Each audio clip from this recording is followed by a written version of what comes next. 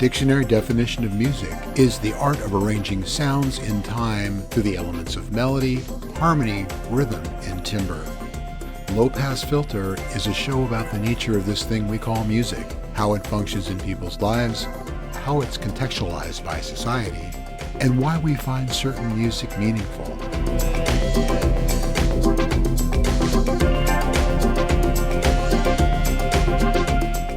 This is Low Pass Filter.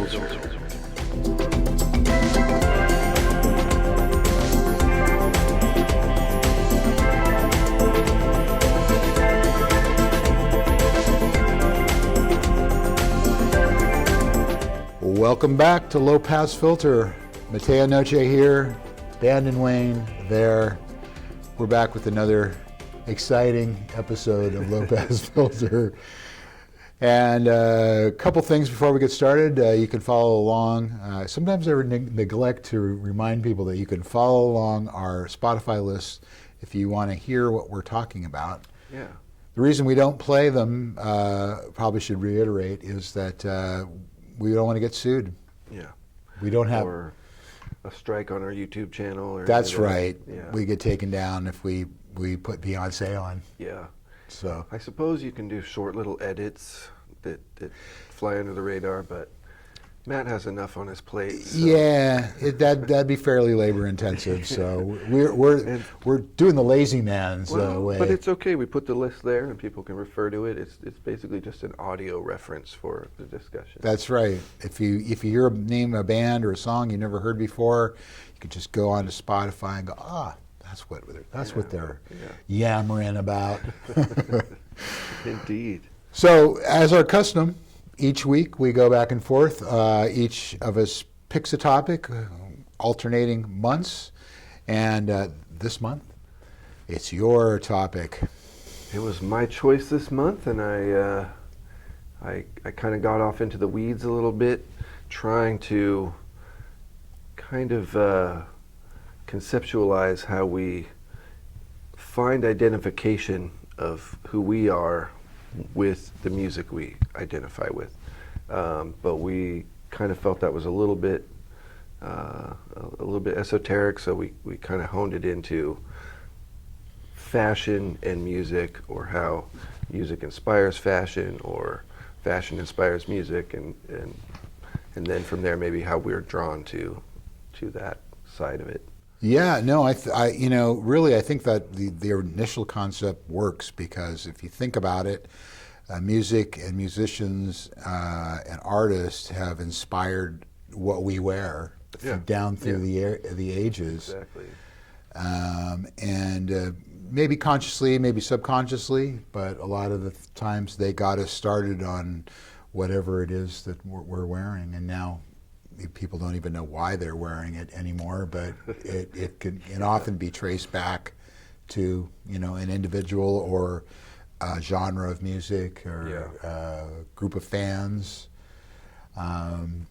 So in my research, the thing I don't have anything from this on our list, but I went back a little further than we usually go, which is back into the jazz age. Yeah. And so if you think about flappers, that whole sort of proto-feminist movement where women cut their hair, they wore dresses that came up above their knees and high heel shoes, and went out dancing and drinking at speakeasies and that sort of thing. The jazz era movement sort of inspired a whole look for women. Kind of got them out of bustles and floor length dresses and that sort of thing. Indeed, and for that, it's 100 years ago now, but at that time that was an era of empowerment for women, and I thought about that a bit too, the jazz era, but I realized most jazz musicians wore suits. That's right. And that's, an ageless type of garb. But, women got a little more flamboyant with it, perhaps. Yeah, well, I think maybe the era, instead of the musicians themselves, maybe just the fact that the music was in the air and that was part of the scene, and kind of an offshoot, unintended, Yeah. unintended consequence of the jazz era was sort of liberating women from wearing, kind of burqa-like, outfits, Yeah, and I think also there would be the dance movement that went along with that as well. Maybe in some jazz shows people were just sitting at tables and enjoying the music, but in a lot of situations people were getting up and dancing, and that that was an era of real swinging music. Yeah. So that would inspire how people wanted to look as well. Sure. What looks good while you're dancing. Yeah, So that's or what's easy to dance in. Yeah, Yeah, absolutely. And then the other thing before we kind of get into the modern era, or it's a semi-modern era, but Frank Sinatra had a whole cadre of bobby soxers. Yeah, following yeah. him. So you've mentioned that before. yeah, my mom was among those bobby soxers, and Yeah. they wore saddle shoes and bobby socks and poodle sweaters and Right. and that sort of thing. And that was sort of the uniform of his followers, Yeah. his female followers in the 1940s. Yeah. So that starts to define how the interest in that subculture of music influences a group of people in how they want to look, how they want to express their connection to that cultural thing. Yeah. And then I think taking us into the mid-century, of course, is Elvis. Yeah. Thank you very much. You can't really say. I mean, he was such an influence on all sorts of culture. Yeah. But I think he made it safe for people to wear denim. There's the Jailhouse Rock denim jackets and pink shirts. And you were talking about how jazz musicians wore suits, and really all popular singers of the day wore either a suit or a tuxedo. Yeah. To perform in. That was the uniform. Indeed. And he kind of busted that open, where he could wear a sports shirt or, not wear a, zoot suit, thing. As an entertainer and a performer, you didn't have to be formal. Right. You could essentially look like the people that were there to see you perform in a way. Yeah. I'd like to add that he also, I'm sure, was hugely influential on male hairstyles. Well, yeah. Absolutely. You see Elvis up there, you want to have your hair like Elvis. Well, and also if you think about it, I didn't think about this till just now, but he never wore hats. He didn't. No. And everyone wore a hat at that time, basically. Interesting. That was everyone. If you look at like old films of people walking down the street, everyone had a hat on. Yeah. And I think he kind of started the idea that you could get rid of the lid, Which probably, in some way, led towards growing your hair a little shaggier, letting your hair out, making your hair a statement. Yeah. With the hat's the statement. You got a clean-cut haircut under there. Right. But you can't have the pompadour and the hat. Yeah, man. It just doesn't work out very well. So that also addresses an aspect of this, which is rebellion. Yeah. Doing Absolutely. something outside of the norm. And that's a big part of it. And what we'll end up discussing, I'm sure, is how that evolved through the decades and how far that would ultimately go, from donning a suit, maybe not an average suit, maybe an exciting suit, to ultimately, getting way out there with your fashion. Yeah. Well, then, of course, at the same time, you had James Dean, who sort of popularized wearing denim, wearing jeans, So took another decade or so for it to really catch on, but... James Dean and then Marlon Brando Yep, with Streetcar Named Brando. Desire. Yep. Would we have that punk rock attitude without him and his leather jacket? Right. Yeah. Yeah, that certainly harkened back to that. Yeah. So, you kind of got this whole thing that came out of London, the whole Carnaby Street scene, which was slightly later in the 60s, but even earlier in the 60s, you had this little group from Liverpool called the Beatles, right? The Beatles? Yeah. Some of you may have heard of them. They, rocked a longer hairstyle, for one thing. Looking at it now, it's utterly ridiculous to think that was a long hairstyle. I know. The generation before them was looking at that going, these guys have long hair. Right. What are they doing with this long hair? Well, there's that famous news conference in 1964 when they were asking Ringo, when was the last time you had a haircut? And he said, oh, it was this morning. It was above the ears last night. Yeah. Yeah, and that was the thing of it, was growing your hair longer than your ears, or over Right. your ears would be Yeah, considered covering long. your ears. That would be considered long hair. Yeah, that was considered long hair. At least for a man. Yeah. Yeah. But of course, they, also in their early incarnation, Brian Epstein dressed them in suits, which kind of presaged the whole mod Yes, yeah. look. Yeah. Yeah, the cut of the suit was a bit different. It was modern. Mm-hmm. That's how the term mod came to be. And one other real influential aspect of their dress were their boots.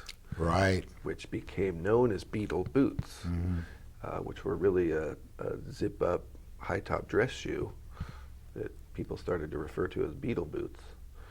A funny story is that I have a pair of Beatle boots that I was going to wear them today. Nice. But it's been so long since I wore them that they were moldy. Oh, yeah. So I had to throw them out. Oh, my goodness. I've had that happen. It was a sad day. Leather in the bottom of your closet. Yep, absolutely. Yep, had that happen as well. I have a pair of Beatle boots that were not the only pair I ever had, but they were my favorite pair of all time. They had a lower rise sole on them. They were so comfortable. They had a little square cut to the toe, and I loved them, but the soles wore out so badly they could not even be repaired. Mm-hmm. But I still have them. I refuse to let go of them. They're sort of a totem. Yeah. Well, these were nice. They had the Cuban heel, the undercut Cuban heel. Yeah. They were slick, but unfortunately, I just didn't wear them that much, and the mold took them. Yeah, that's a bummer. So I had I Want to Hold Your Hand for the Beatles, which was like their sort of entree to the United States. Yeah, that's a good one. I ended up going with Twist and Shout. Mm-hmm. Yeah. Because that felt like the early impactful vibe of the Beatles, even though that was I believe an Isley Brothers song. Yeah. Not a Beatles tune, but yeah. But the thing about the Beatles, as we'll get into later, is that they morphed into something completely different. Indeed. But let's stay in the swinging London era. Mm-hmm. So one of the other ones I had was Small Faces. Oh, there you go. Yeah. Which they were sort of a fashion plate, if you will. Yeah. The Carnaby Street thing. And for people that don't know, there was an area in London called Carnaby Street that had a lot of shops that had very fashion-forward clothing and also fashion retro clothing. Yeah. There was a shop that we'll get into later called I Was Lord Kitchener's Valet, which had like a lot of Victorian and military uniforms and things like that. But you'd find people like Twiggy, and who was a fashion model of the time down there, and that was kind of an influence of fashion in London and beyond. But Carnaby Street was it for a few years. Yeah, that's interesting. I'm thinking about how probably until about '66 it was the mod suit fashion. That's right. And then I guess psychedelic drugs. Something happened there. Something came in to affect a transformation into a much more liberated, free, flamboyant expression, clothing that reflected that experience with those drugs, I suppose, the kind of psychedelic and surreal. But along the lines of the Small Faces, I was thinking their hairstyle was also unique. It was in that era of getting a little shaggier, but they had their own unique take on it, I think. Yeah. Which was a mod, very influential on the mod scene. Yeah. And there's a great movie, if you're interested in mods, a great movie called Quadrophenia. Indeed. And The Who, of course, was very involved in the mod scene. They were in, they had a band called, I think it was called The Small Numbers. Was that the name of the band, the pre-Who band, which was definitely a mod outfit? Yeah. But for my Who entry, I had The Punk and The Godfather, which is, if you've ever seen the movie, and if you haven't, I suggest you see it, is all about mods and all about, mod style. Yeah. I found it interesting, the rivalry between the mods and the rockers. Right. Like, how different were they really? It was. Well, yeah, the rockers were very much in that Elvis sort of mold, with leather jackets and denim and wellies, as they call them, Right. boots, big boots. And they're kind of like the Zoot Suit riots of the 40s, in the United States. They would, get together and kind of pound on each other. Yeah. I just thought, in terms of, loving rock and roll and stuff, why'd they have such a beef? Yeah. I don't know. It's just like people have to pick out differences even if they don't even actually have any. Yeah. They just like, you wear your carnation on the left side. I always wear mine on the right side, So, and, as you mentioned, something happened along around about 1966. I think it may have been marijuana or LSD, which I think was actually legal at the time. Kind of came along and sort of, I think you're right, kicked open the doors of perception, if you will. And I'm sure marijuana preceded that. Oh yeah, I mean that was. It's been around for a long time, but getting into part of the culture sort of thing, kind of loosen people up a little bit. Yeah, and so, as the Beatles kind of went through that psychedelic phase, of course they stopped touring. They weren't really appearing publicly,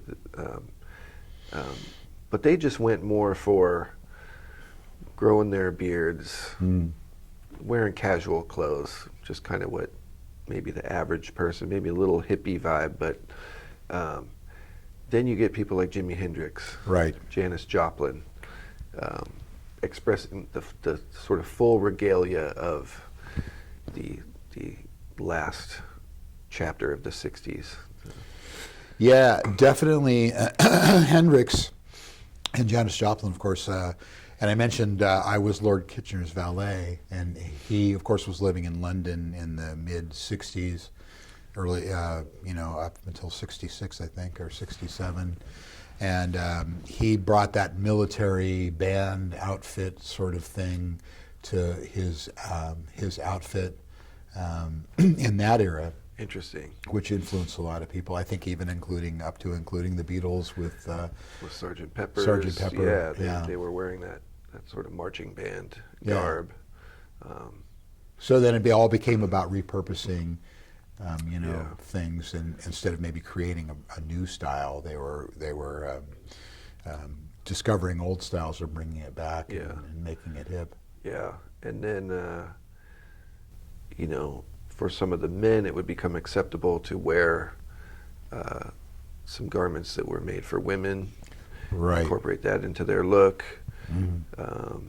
Another person who I think would exemplify that would be Brian Jones from the Rolling Stones. Right. And then, of course, the Stones all got kind of glammy. Oh, yeah. Well, yeah, Paisley So just sort of happened, and that was trippy and psychedelic, and scarves. Yes, I was going to say the scarves. Hendrix donned scarves better than almost anybody. Right, and of course, that sort of, when he came back to the United States, he was actually, you would think that maybe he dreamed up a lot of this himself, but in the case of his gypsy look, right, there was actually a designer named Michael Braun, who was a clothing designer from Tampa, Florida, wow, who actually started dressing him. Okay. And so that whole gypsy look that he really came from, wasn't his idea exactly. I'm sure he embraced it, of course. Yeah, I'm sure he dug it. Yeah, but a lot of famous people go to the talented designers, fashion designers and stuff. I always really loved the image of Hendrix with that shirt with the eyes on it. Right. I thought that was really cool. Somebody had to have printed that, Yeah, I don't know if it was a video, or they didn't do videos for songs really, but there was the one song, All Along the Watchtower, where they were all dressed like cowboys and sort of mod cowboys and stuff, and I always thought that was super cool. Yeah, there's a poster on the inside of the Smash Hits collection, which was right. Maybe that's what I'm thinking of. It was not a legitimate Hendrix release, but MCA Records, I think. But yeah, the fold-out poster inside was the three of them on horseback, looking like outlaws. Right. Yeah, gunslinging outlaws. Yeah. Well, I think that's going to take us up through our first break. All right. We've got more low pass filter to come. Stick around. We'll be back in just a minute.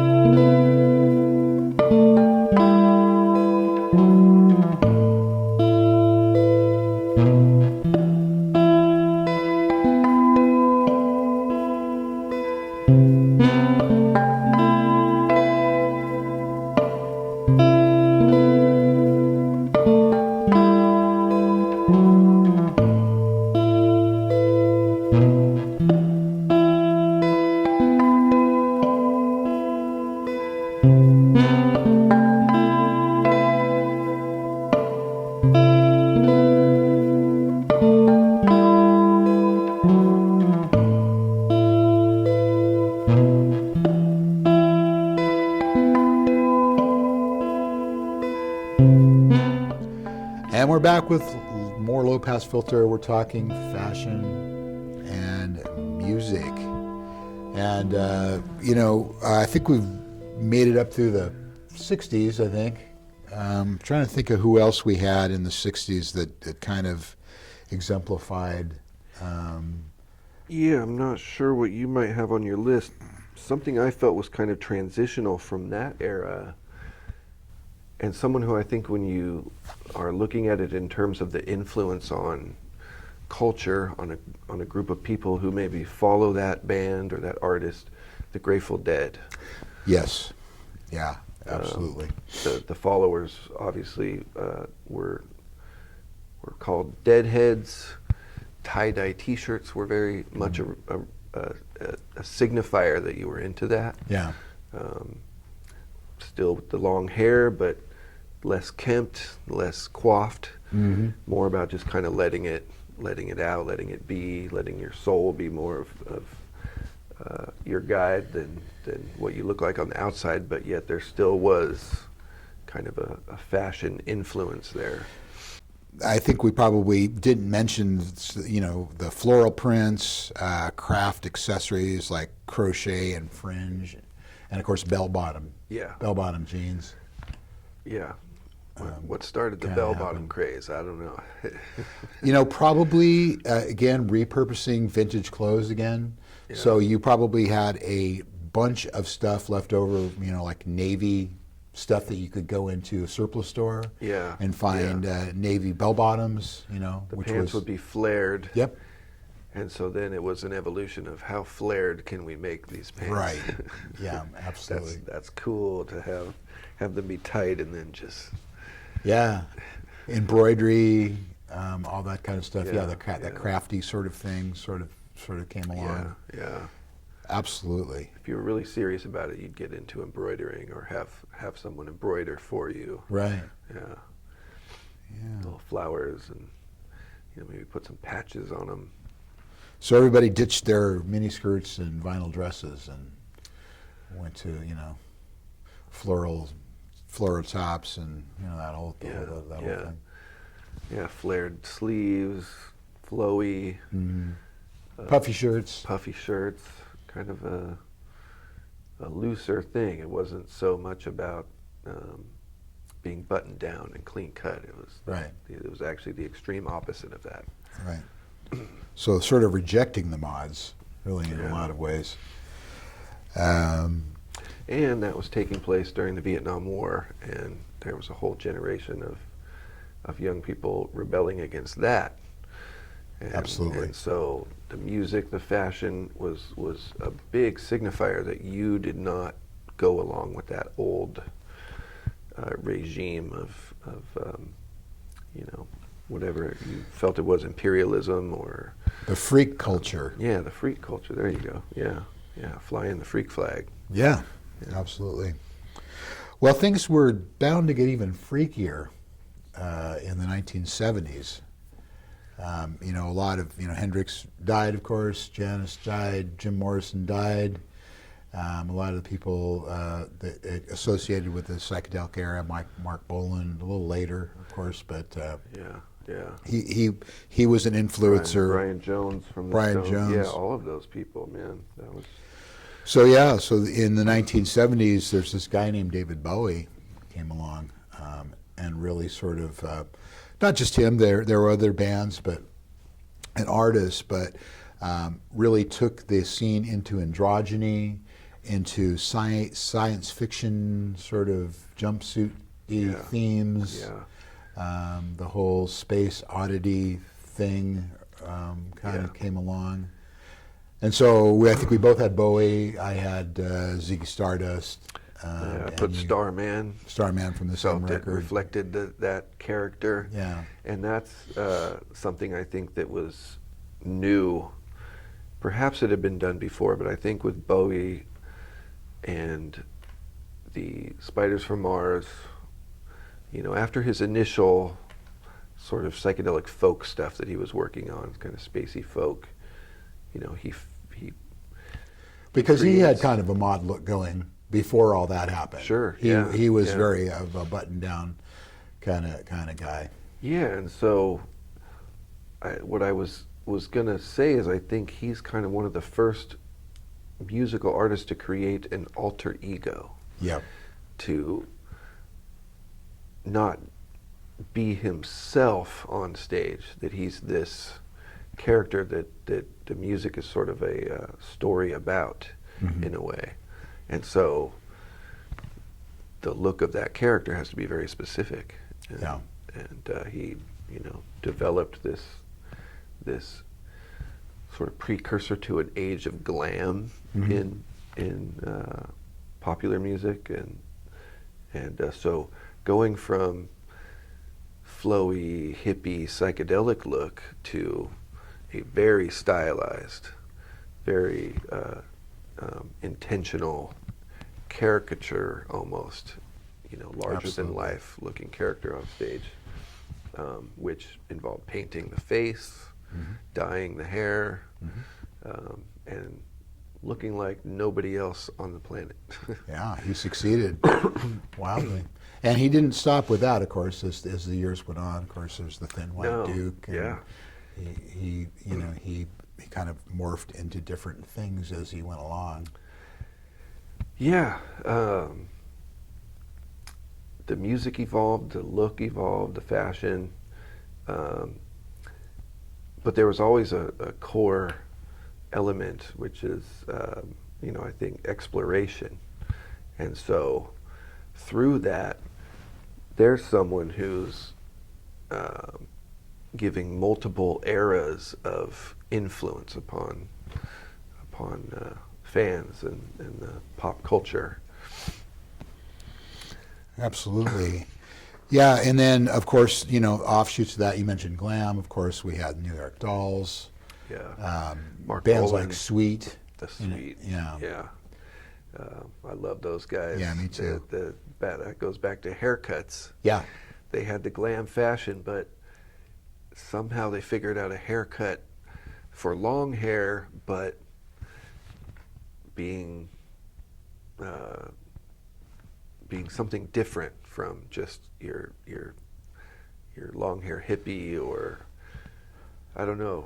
Well, the shag, of course. Yeah, which I hear is coming back. It may be. Maybe I don't have to burn all those pictures from the 80s.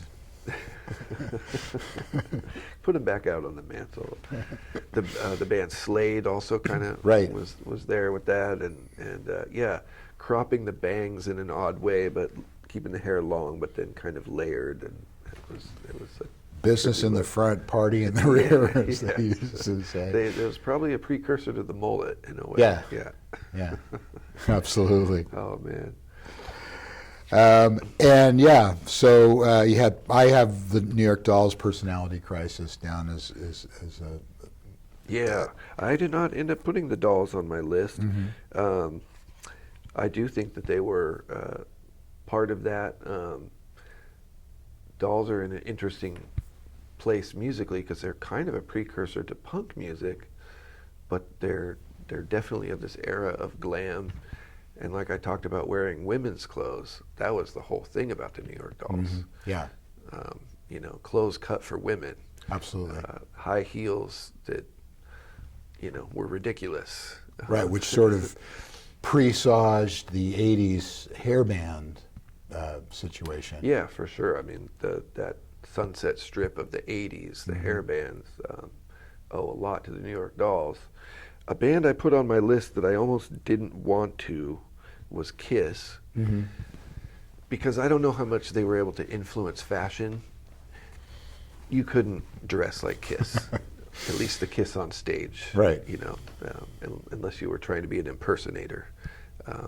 They were a theatrical thing. Right. That I don't think was a big influence on fashion, although I'm sure their fans maybe had a similar kind of fashion of the time, just being into rock and roll, being into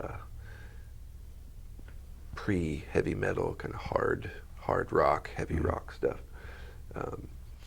But I did throw them on there because they themselves created a kind of fashion look.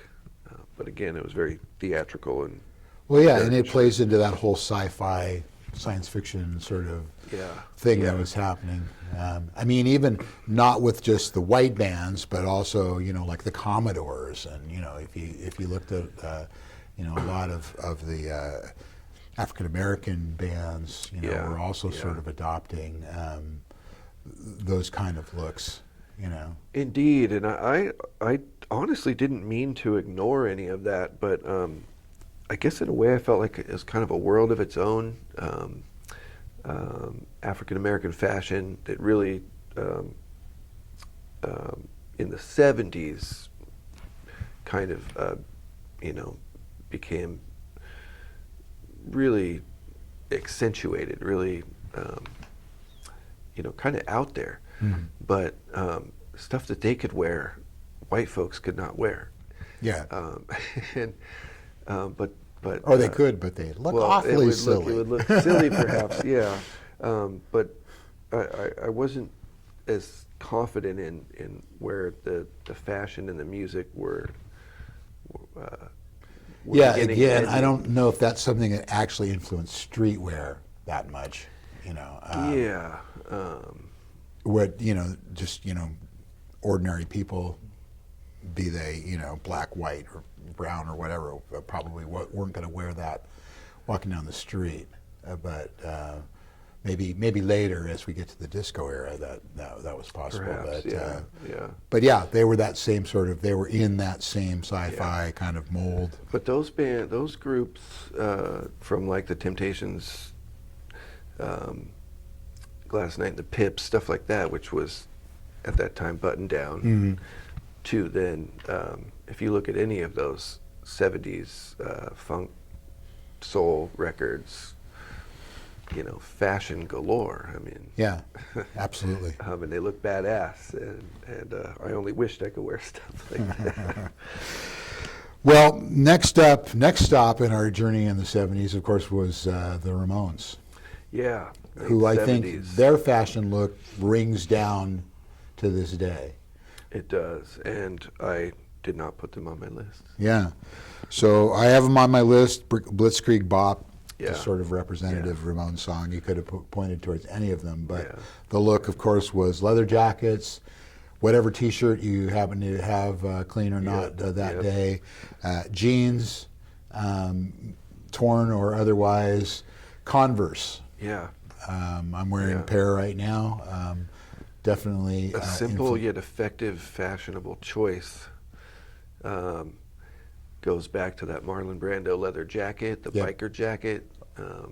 Or the rockers. Yeah.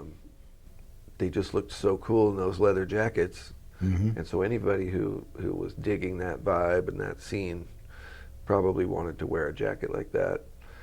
The jeans were maybe still a little flared, but not as flared anymore, getting a little bit more straight leg. Right. And then, of course, they were worn to the point that they were almost falling apart. Right. Holes in the knees. And then with those Converse, and they had kind of an updated Beatles haircut kind of thing going on in a way.